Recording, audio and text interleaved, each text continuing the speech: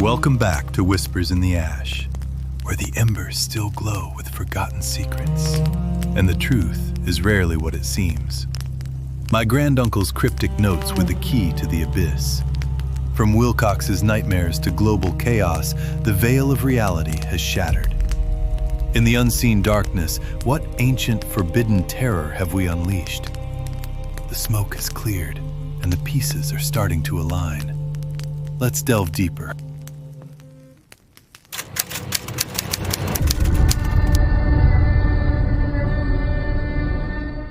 The older matters which had made the sculptor's dream and bas-relief so significant to my uncle formed the subject of the second half of his long manuscript. Once before it appears, Professor Angell had seen the hellish outlines of the nameless monstrosity, puzzled over the unknown hieroglyphics, and heard the ominous syllables which can be rendered only as Cthulhu.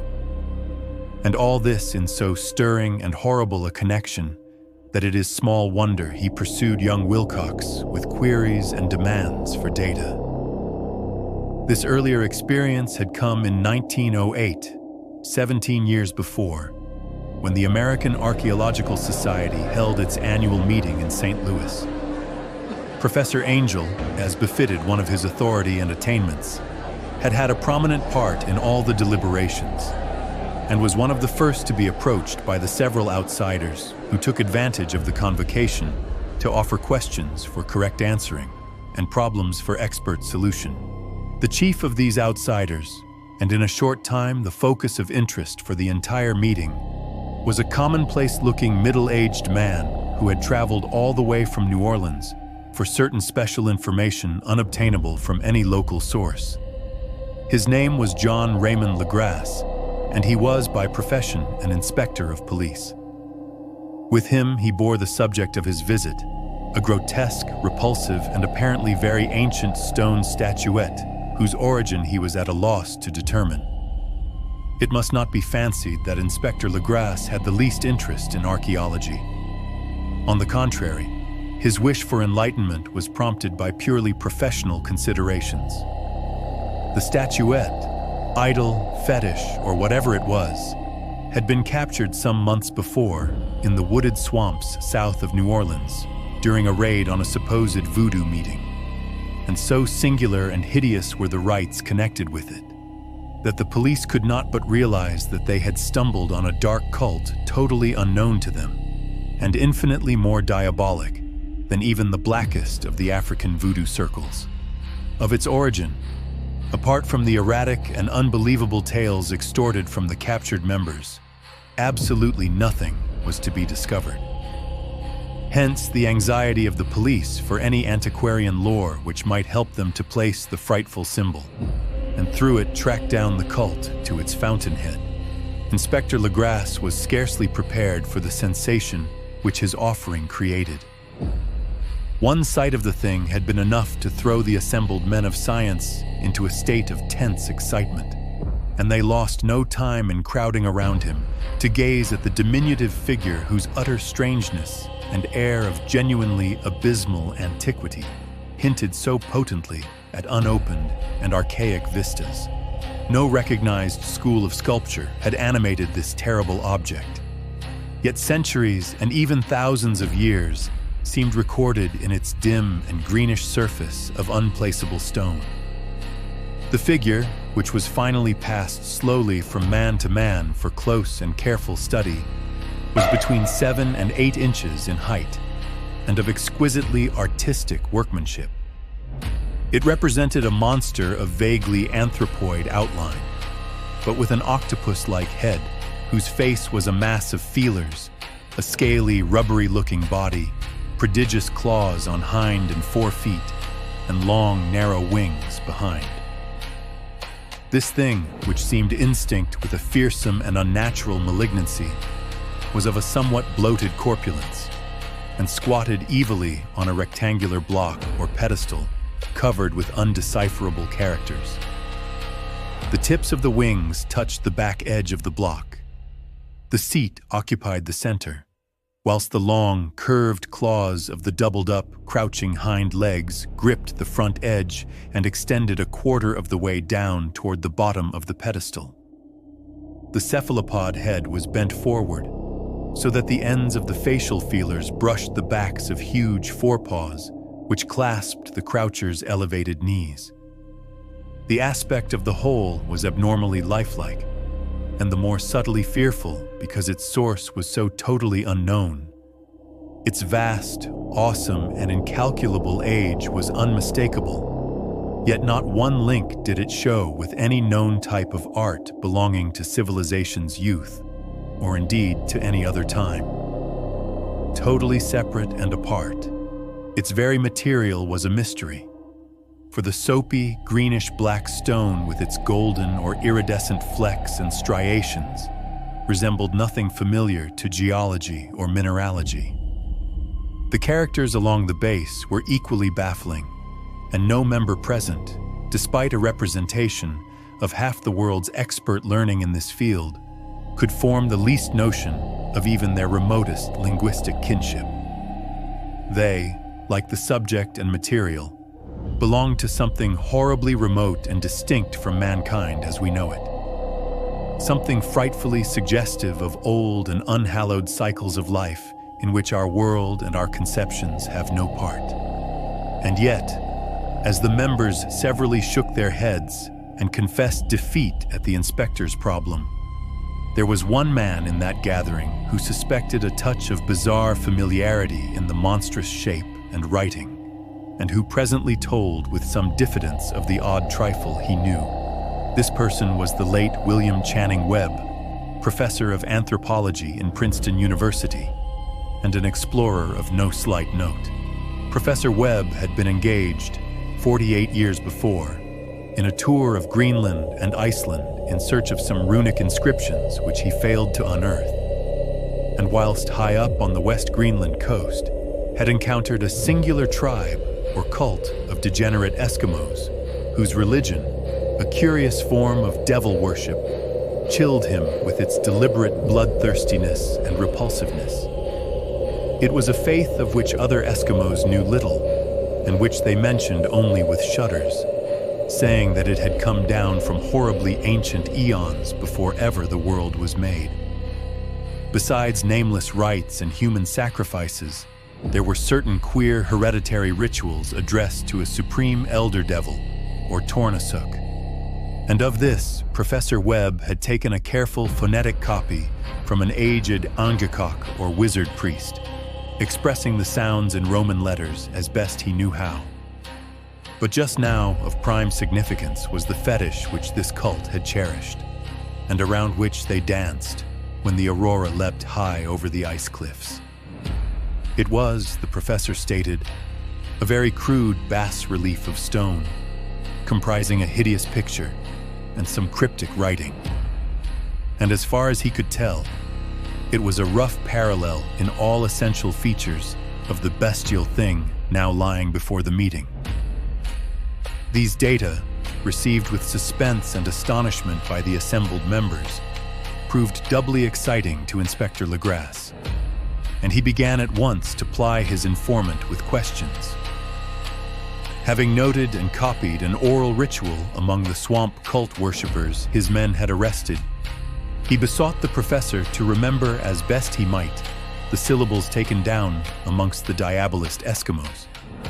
There then followed an exhaustive comparison of details, and a moment of really awed silence when both detective and scientist agreed on the virtual identity of the phrase common to two hellish rituals so many worlds of distance apart. What, in substance, both the Eskimo wizards and the Louisiana swamp priests had chanted to their kindred idols was something very like this.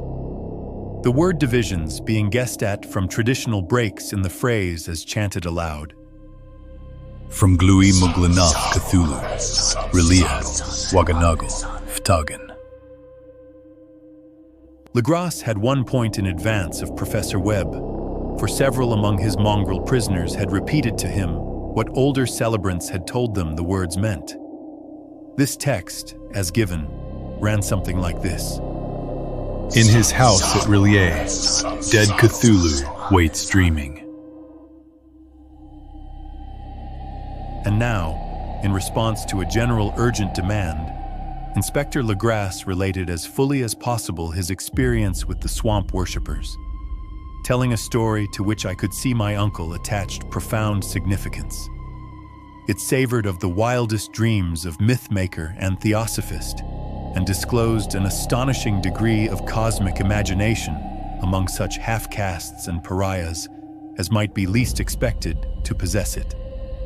On November 1st, 1907, there had come to New Orleans police a frantic summons from the swamp and lagoon country to the south. The squatters there, mostly primitive but good-natured descendants of Lafitte's men, were in the grip of stark terror from an unknown thing which had stolen upon them in the night. It was voodoo, apparently, but voodoo of a more terrible sort than they had ever known. And some of their women and children had disappeared since the malevolent tom-tom had begun its incessant beating far within the black haunted woods where no dweller ventured. There were insane shouts and harrowing screams, soul-chilling chants and dancing devil flames. And the frightened messenger added, the people could stand it no more. So a body of 20 police, filling 2 carriages and an automobile, had set out in the late afternoon with the shivering squatter as a guide. At the end of the passable road they alighted, and for miles splashed on in silence through the terrible cypress woods where day never came. Ugly roots and malignant hanging nooses of Spanish moss beset them, and now and then a pile of dank stones or fragments of a rotting wall intensified by its hint of morbid habitation, a depression which every malformed tree and every fungus islet combined to create. At length, the squatter settlement, a miserable huddle of huts, hove in sight, and hysterical dwellers ran out to cluster around the group of bobbing lanterns. The muffled beat of tom-toms was now faintly audible far, far ahead, and a curdling shriek came at infrequent intervals when the wind shifted. A reddish glare, too, seemed to filter through the pale undergrowth beyond endless avenues of forest night. Reluctant even to be left alone again, each one of the cowed squatters refused point-blank to advance another inch toward the scene of unholy worship. So Inspector Legrasse and his 19 colleagues plunged on unguided into black arcades of horror that none of them had ever trod before. The region now entered by the police was one of traditionally evil repute, substantially unknown and untraversed by white men. There were legends of a hidden lake unglimpsed by mortal sight, in which dwelt a huge, formless white polypus thing with luminous eyes. And squatters whispered that bat-winged devils flew up out of caverns in inner earth to worship it at midnight. They said it had been there before d'Iberville, before La Salle, before the Indians, and before even the wholesome beasts and birds of the woods. It was nightmare itself, and to see it was to die. But it made men dream, and so they knew enough to keep away. The present voodoo orgy was, indeed, on the merest fringe of this abhorred area, but that location was bad enough. Hence, perhaps, the very place of the worship had terrified the squatters more than the shocking sounds and incidents. Only poetry or madness could do justice to the noises heard by Legrasse's men as they plowed on through the black morass toward the red glare and the muffled tom-toms. There are vocal qualities peculiar to men, and vocal qualities peculiar to beasts, and it is terrible to hear the one when the source should yield the other. Animal fury and orgiastic license here whipped themselves to demoniac heights by howls and squawking ecstasies that tore and reverberated through those nighted woods like pestilential tempests from the gulfs of hell. Now and then, the less organized ululations would cease, and from what seemed a well-drilled chorus of hoarse voices would rise in sing-song chant, that hideous phrase or ritual. Funglui Muglunof Cthulhu, Rillier Wanagal Fatagan. Then the men, having reached a spot where the trees were thinner, came suddenly in sight of the spectacle itself. 4 of them reeled, 1 fainted, and 2 were shaken into a frantic cry, which the mad cacophony of the orgy fortunately deadened. Legrasse dashed swamp water on the face of the fainting man, and all stood trembling and nearly hypnotized with horror. In a natural glade of the swamp stood a grassy island of perhaps an acre's extent, clear of trees and tolerably dry. On this now leaped and twisted a more indescribable horde of human abnormality than any but a Sime or an Angarola could paint. Void of clothing, this hybrid spawn were braying, bellowing, and writhing about a monstrous ring-shaped bonfire, in the center of which, revealed by occasional rifts in the curtain of flame, stood a great granite monolith some 8 feet in height, on top of which, incongruous in its diminutiveness, rested the noxious carven statuette. From a wide circle of 10 scaffolds set up at regular intervals with the flame-girt monolith as a center hung, head downward, the oddly marred bodies of the helpless squatters who had disappeared. It was inside this circle that the ring of worshippers jumped and roared, the general direction of the mass motion being from left to right in endless bacchanal between the ring of bodies and the ring of fire. It may have been only imagination, and it may have been only echoes which induced one of the men, an excitable Spaniard, to fancy he heard antiphonal responses to the ritual from some far and unillumined spot deeper within the wood of ancient legendry and horror. This man, Joseph D. Galvez, I later met and questioned, and he proved distractingly imaginative. He indeed went so far as to hint of the faint beating of great wings, and of a glimpse of shining eyes and a mountainous white bulk beyond the remotest trees. But I suppose he had been hearing too much native superstition. Actually, the horrified pause of the men was of comparatively brief duration. Duty came first, and although there must have been nearly 100 mongrel celebrants in the throng, the police relied on their firearms and plunged determinedly into the nauseous rout. For 5 minutes, the resultant din and chaos were beyond description. Wild blows were struck, shots were fired, and escapes were made. But in the end, Legrasse was able to count some 47 sullen prisoners, whom he forced to dress in haste and fall into line between 2 rows of policemen. 5 of the worshippers lay dead, and 2 severely wounded ones were carried away on improvised stretchers by their fellow prisoners. The image on the monolith, of course, was carefully removed and carried back by Legrasse. Examined at headquarters after a trip of intense strain and weariness, the prisoners all proved to be men of a very low, mixed-blooded, and mentally aberrant type. Most were seamen, and a sprinkling of Negroes and mulattoes, largely West Indians or Brava Portuguese from the Cape Verde Islands, gave a coloring of voodooism to the heterogeneous cult. But before many questions were asked, it became manifest that something far deeper and older than Negro fetishism was involved. Degraded and ignorant as they were, the creatures held with surprising consistency to the central idea of their loathsome faith. They worshipped, so they said, the great old ones who lived ages before there were any men and who came to the young world out of the sky. Those old ones were gone now, inside the earth and under the sea, but their dead bodies had told their secrets in dreams to the first man, who formed a cult which had never died.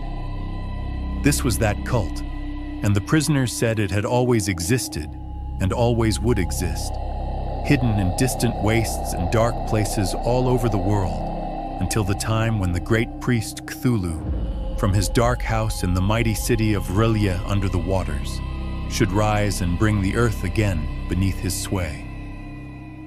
Someday he would call when the stars were ready, and the secret cult would always be waiting to liberate him.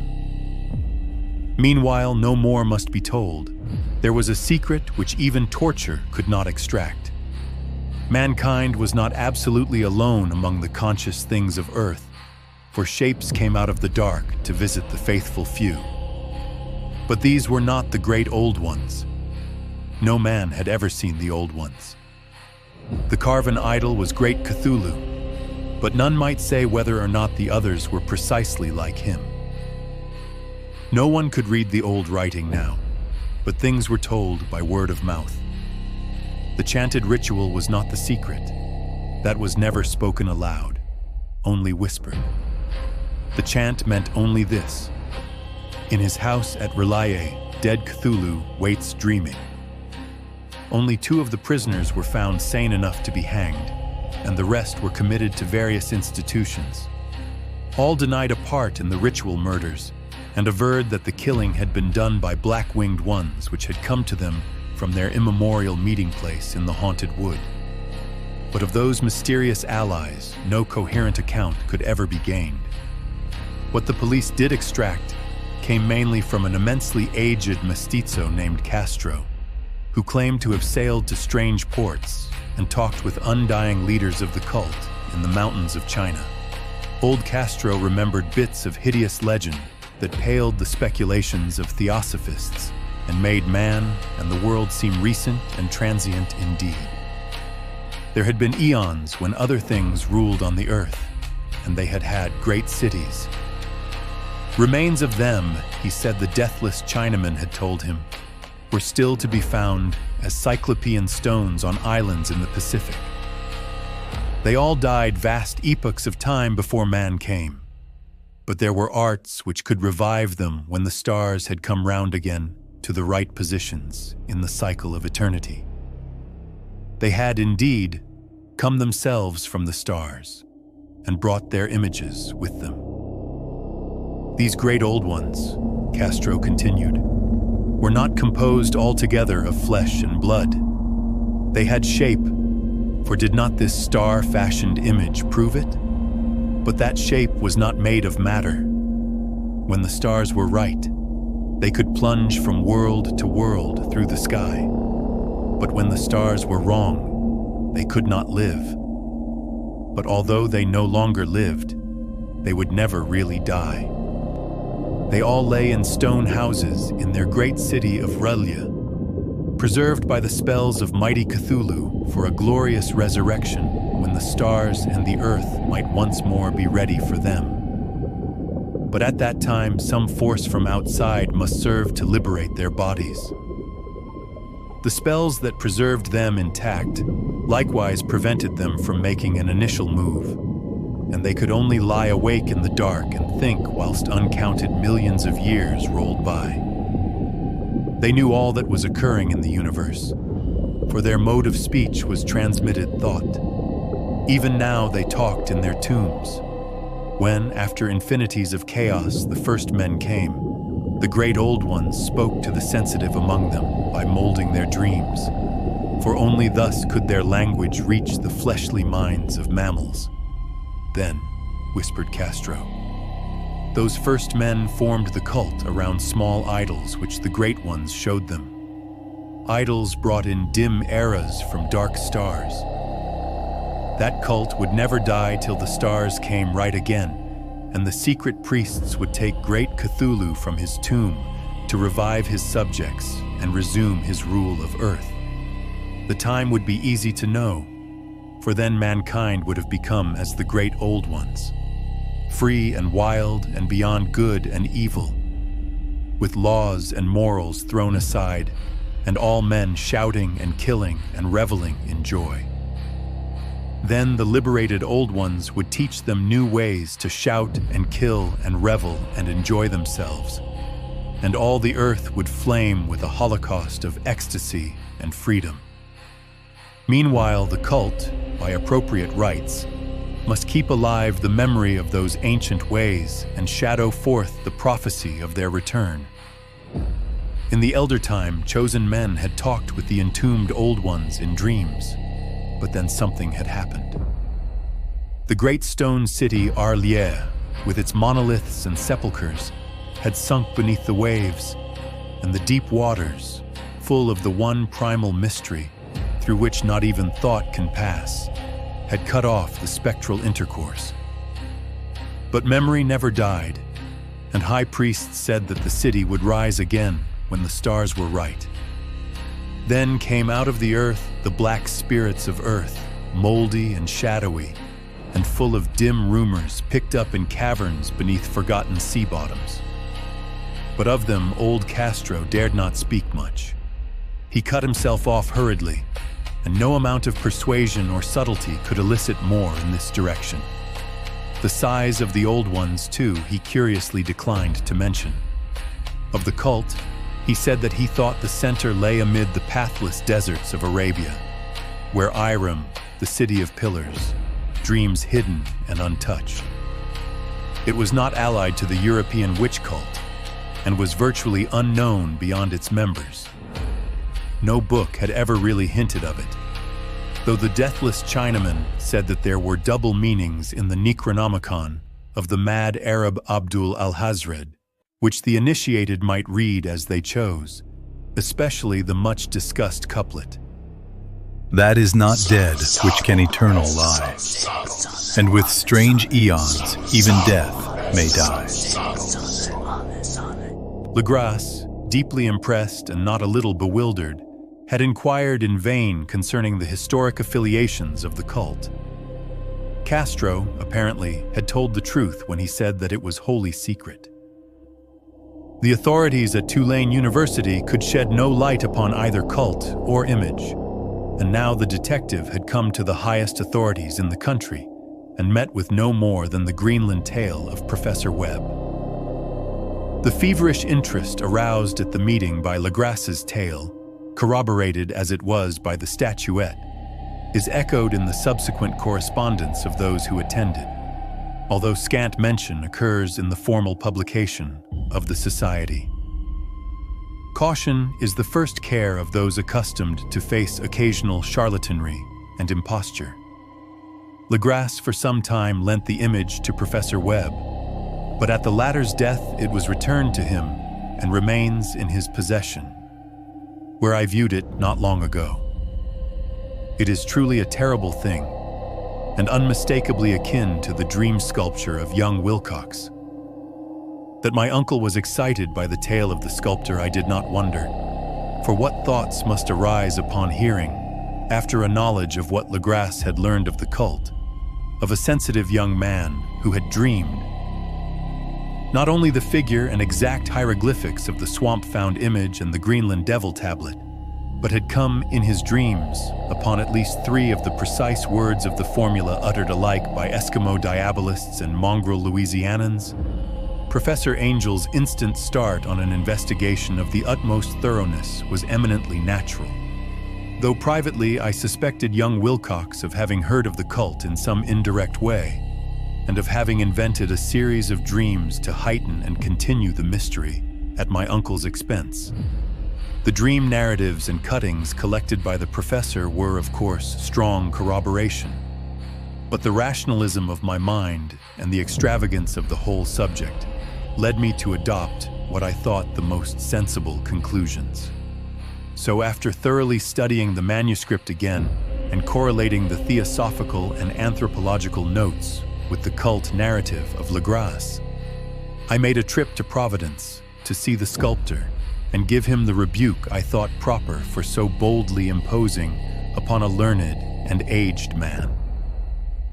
Wilcox still lived alone in the Fleur-de-Lis building in Thomas Street, a hideous Victorian imitation of 17th century Breton architecture, which flaunts its stuccoed front amidst the lovely colonial houses on the ancient hill, and under the very shadow of the finest Georgian steeple in America.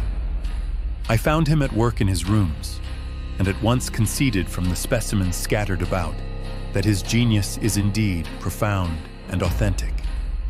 He will, I believe, be heard from sometime as one of the great decadents, for he has crystallized in clay and will one day mirror in marble those nightmares and fantasies which Arthur Machen evokes in prose, and Clark Ashton Smith makes visible in verse and in painting. dark, frail, and somewhat unkempt in aspect. He turned languidly at my knock and asked me my business without rising. When I told him who I was, he displayed some interest, for my uncle had excited his curiosity in probing his strange dreams, yet had never explained the reason for the study. I did not enlarge his knowledge in this regard, but sought with some subtlety to draw him out. In a short time, I became convinced of his absolute sincerity, for he spoke of the dreams in a manner none could mistake. They and their subconscious residuum had influenced his art profoundly, and he showed me a morbid statue whose contours almost made me shake with the potency of its black suggestion. He could not recall having seen the original of this thing except in his own dream bas-relief, but the outlines had formed themselves insensibly under his hands. It was, no doubt, the giant shape he had raved of in delirium. That he really knew nothing of the hidden cult, save from what my uncle's relentless catechism had let fall, he soon made clear. And again I strove to think of some way in which he could possibly have received the weird impressions. He talked of his dreams in a strangely poetic fashion, making me see with terrible vividness the damp cyclopean city of slimy green stone, whose geometry, he oddly said, was all wrong. And hear with frightened expectancy the ceaseless, half-mental calling from underground. Cthulhu ftaji, Cthulhu ftaji. These words had formed part of that dread ritual which told of dead Cthulhu's dream vigil in his stone vault at Relia. And I felt deeply moved despite my rational beliefs. Wilcox, I was sure, had heard of the cult in some casual way, and had soon forgotten it amidst the mass of his equally weird reading and imagining. Later, by virtue of its sheer impressiveness, it had found subconscious expression in dreams, in the bas-relief, and in the terrible statue I now beheld, so that his imposture upon my uncle had been a very innocent one. The youth was of a type, at once slightly affected and slightly ill-mannered, which I could never like. But I was willing enough now to admit both his genius and his honesty. I took leave of him amicably and wish him all the success his talent promises. The matter of the cult still remained to fascinate me, and at times I had visions of personal fame from researches into its origin and connections. I visited New Orleans, talked with Legrasse and others of that old-time raiding party, saw the frightful image, and even questioned such of the mongrel prisoners as still survived. Old Castro, unfortunately, had been dead for some years. What I now heard so graphically at first hand, though it was really no more than a detailed confirmation of what my uncle had written, excited me afresh. For I felt sure that I was on the track of a very real, very secret, and very ancient religion, whose discovery would make me an anthropologist of note. My attitude was still one of absolute materialism, as I wish it still were. And I discounted with almost inexplicable perversity the coincidence of the dream notes and odd cuttings collected by Professor Angell. One thing which I began to suspect, and which I now fear I know, is that my uncle's death was far from natural. He fell on a narrow hill street leading up from an ancient waterfront swarming with foreign mongrels after a careless push from a Negro sailor. I did not forget the mixed blood and marine pursuits of the cult members in Louisiana, and would not be surprised to learn of secret methods and poison needles as ruthless and as anciently known as the cryptic rites and beliefs. Legrasse and his men, it is true, have been let alone. But in Norway, a certain seaman who saw things is dead. Might not the deeper inquiries of my uncle after encountering the sculptor's data have come to sinister ears? I think Professor Angell died because he knew too much, or because he was likely to learn too much. Whether I shall go as he did remains to be seen, for I have learned much now.